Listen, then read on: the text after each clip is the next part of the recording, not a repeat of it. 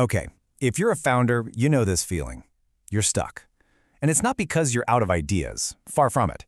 It's this strange, paralyzing fog that just rolls in the second it's time to actually get to work. Well, today, we're going to talk about how to finally defeat that fog. Right? You got the vision, it's brilliant, the goals are huge, the entire future of the company is mapped out perfectly in your head, so you sit down at your desk, you're ready to build that future, and then crickets. Nothing. The engine is redlining, but the wheels are just spinning in the mud. It is one of the most maddening feelings for a leader. And believe me, it is so much more common than you think. And this is what it looks like, the lost entrepreneur. You're just sitting there, completely surrounded by this cloud of possibilities. Your to-do list is 100 miles long, and the sheer weight of it all is just paralyzing. You end up spending way more time trying to figure out what to do than you do actually doing it. And let's be clear, this isn't laziness. This is a breakdown in your operational design. Now here's the thing. That feeling of being paralyzed, it's not just in your head. It has a very real, very tangible cost to your business. It's like this invisible force that's slowing everything down, it's draining your resources, and it's silently chipping away at your progress. And it actually has a name.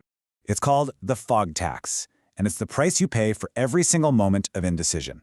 Think about it. Every hour you spend just wondering where to start, that's a tax. Every bit of lost momentum when a project stalls, that's a tax.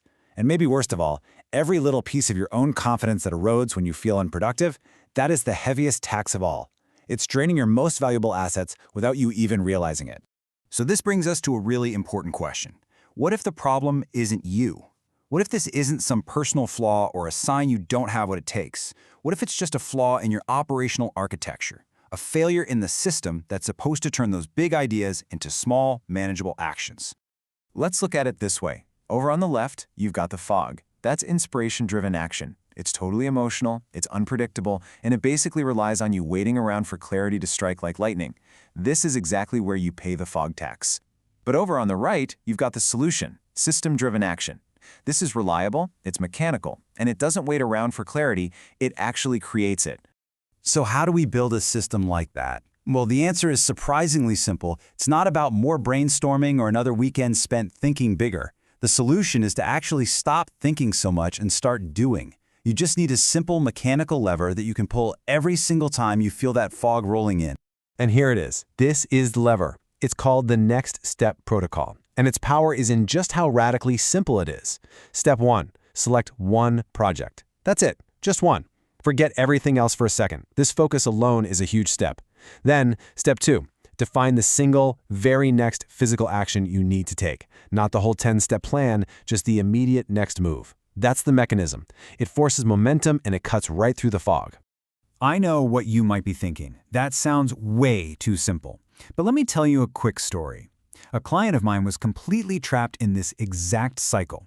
She had these incredible world-changing ideas, but was just paralyzed every single day because, as she put it, the order just never felt clear. She felt totally lost. So what do? We didn't build some massive, color-coded, 50-page project plan. Nope. We did something much, much smaller. For each of her main projects, she just wrote down the single next action. That was it. Just a simple list of next steps. And the result? The next morning, she sat down, looked at that list, and she knew exactly where to begin in like 5 seconds. That tiny, simple system did what weeks of agonizing and thinking couldn't. It just completely removed the fog. And with every little next step she checked off, she started rebuilding her momentum, and more importantly, her confidence, piece by piece. And that really brings us to the core idea here. Clarity becomes so much easier to trust when you have systems that show you exactly what comes next. See, you can't just will yourself to feel clear, but you can build a system that delivers clarity on demand, taking all the guesswork out of the equation and just freeing you up to execute. So, if you take one thing away from this, let it be this. Stop treating clarity like it's some mystical force you have to wander around waiting for. It's not. Clarity is a byproduct. It's what happens when you have structure. You don't find it, you build it, one deliberate next step at a time. And that really leaves you with a choice. Are you going to keep paying that fog tax, just waiting around for inspiration to finally show up? Or are you ready to become the architect of your own clarity and start executing by design? If you're ready to start building, I want you to do this right now. Pick one single project that's been bugging you. Now, define the very next tiny physical step. Write it down.